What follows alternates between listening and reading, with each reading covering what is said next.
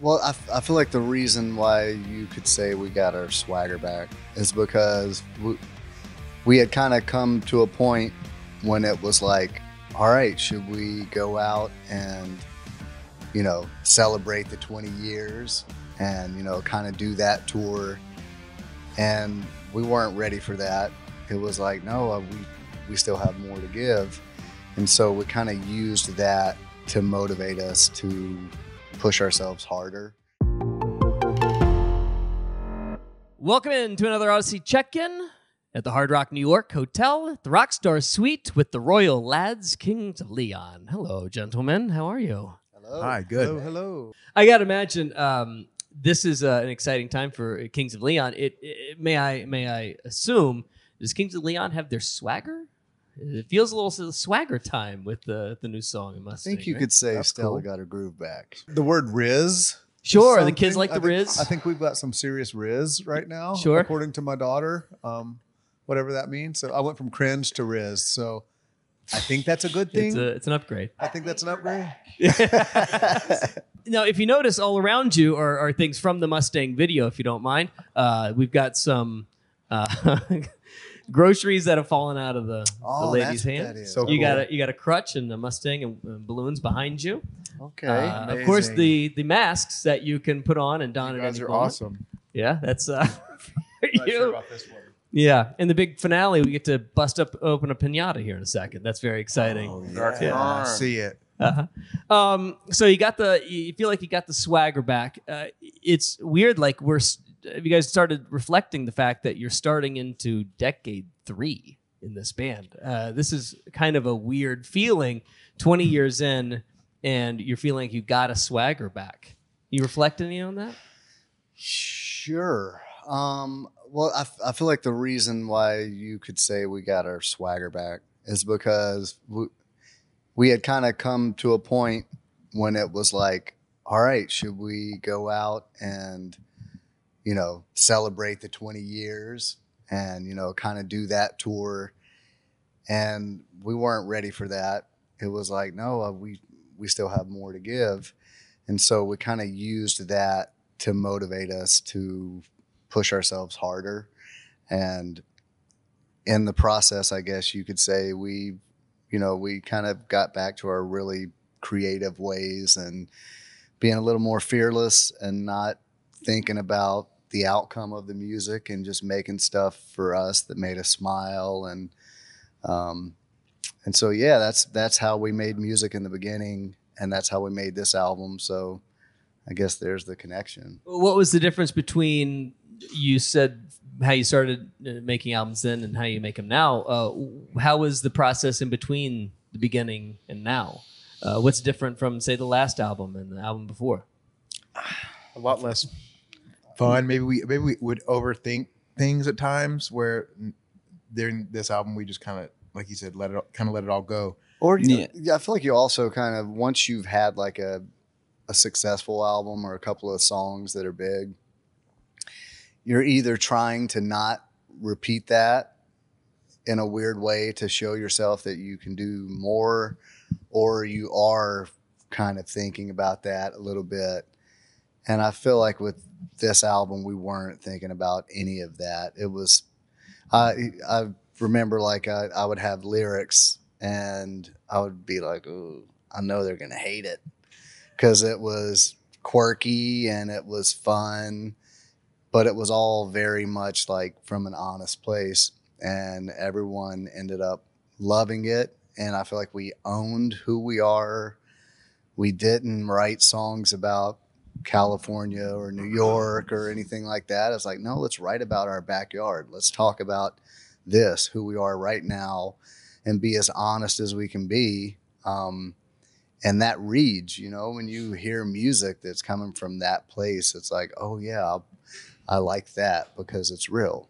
There's a big difference in making music that you think people want you to make and making music that you just feel and you want to make. And after success, a couple big songs or whatever, it is easy to kind of, we kind of found that formula that people liked and it was big for us.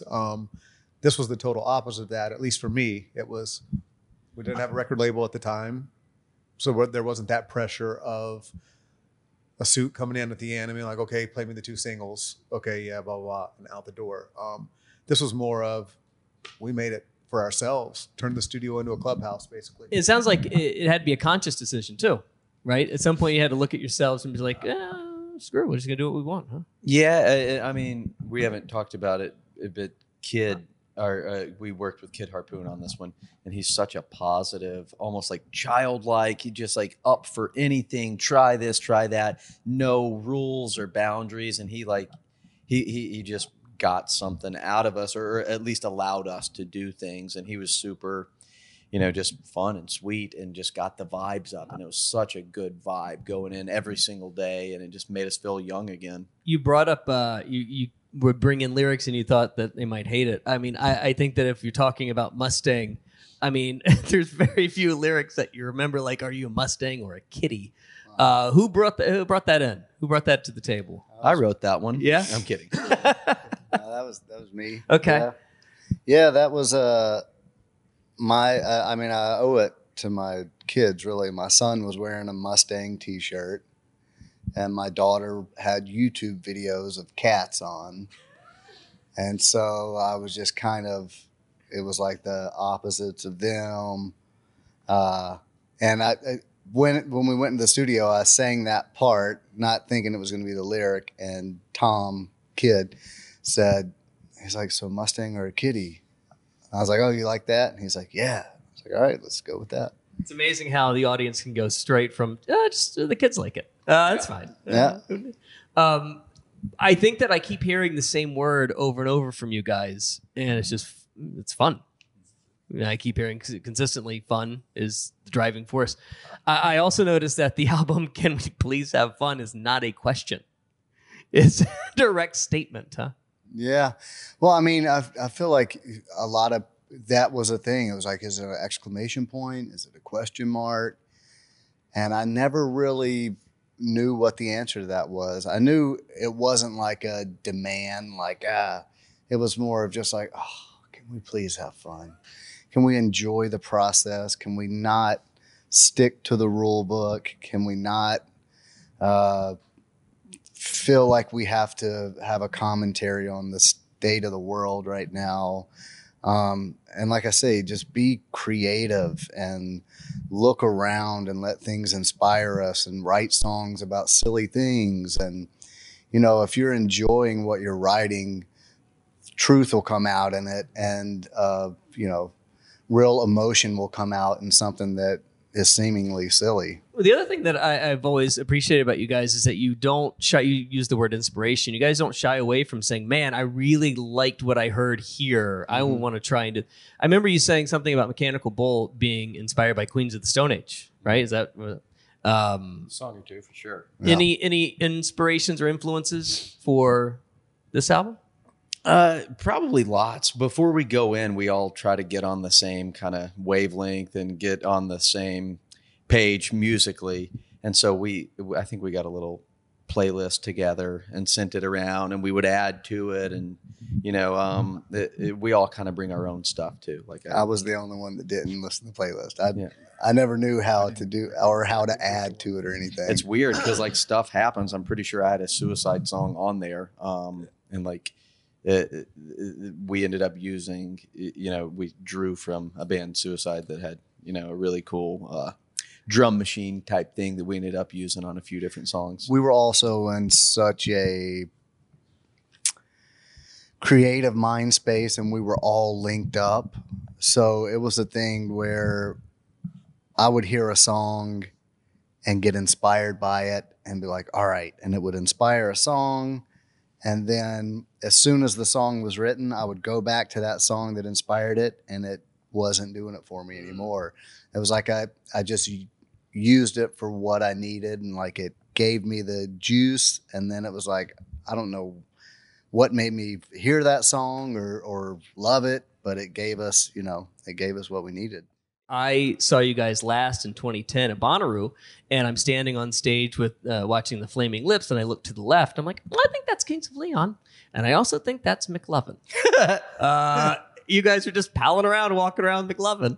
That's got to be one of your strangest strangest friends. He's a bud. He's still one of our buddies. He's a peer now. Oh, He's in yeah. a band. He's a band guy now. His name is Christopher.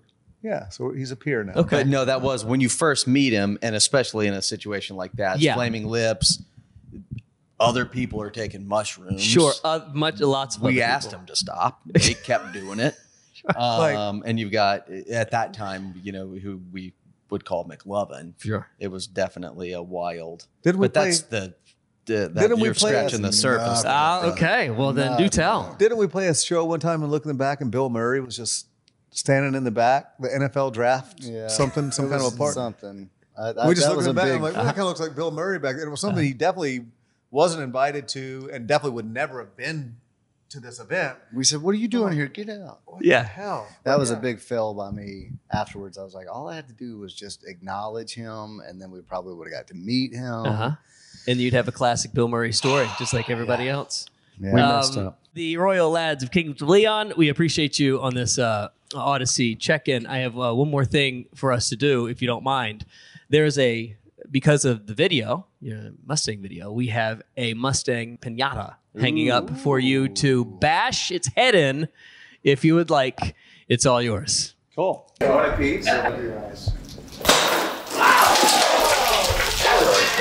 Yeah, that was a little aggressive. I'm sorry for that. a little violent. Also, if you notice inside are Mustangs and pitties. I broke some stuff. I'm rich. Finish him. This is cool. Oh yeah, so kids will love these. I did Is this a Shiba? break Yeah, that's them. Some of these are breakable.